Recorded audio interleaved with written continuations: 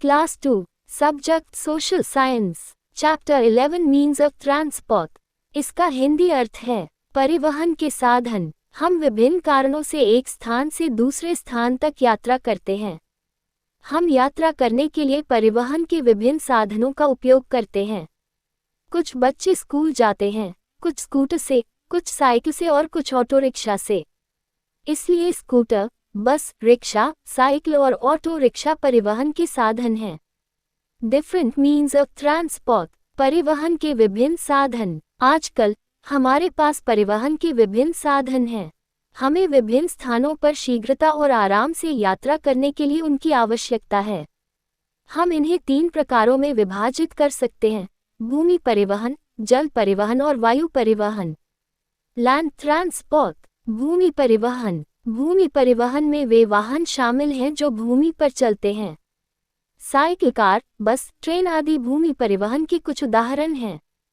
हम दूर की यात्रा के लिए cycle, rickshaw, auto rickshaw, scooter, bike आदि का उपयोग करते हैं। लंबी दूरी की यात्रा के लिए हम कार, बस, जीप, वैन, ट्रक आदि का उपयोग करते हैं। रेलगाड़ियां जमीन पर बिछाई गई रेल पटरियों पर चलती हैं। वे बहुत तेज दौड़ते हैं।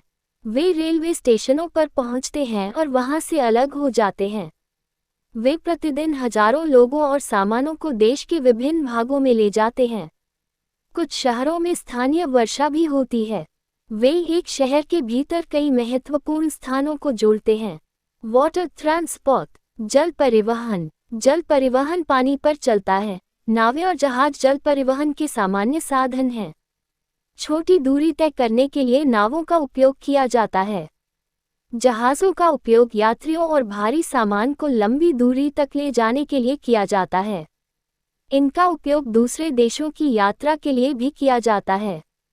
जल परिवहन परिवहन का सबसे सस्ता एवं धीमा साधन है। एयर ट्रांसपोर्ट, वायु परिवहन। परिवहन में वे वाहन शामिल हैं जो हवा में उड़ सकते हैं।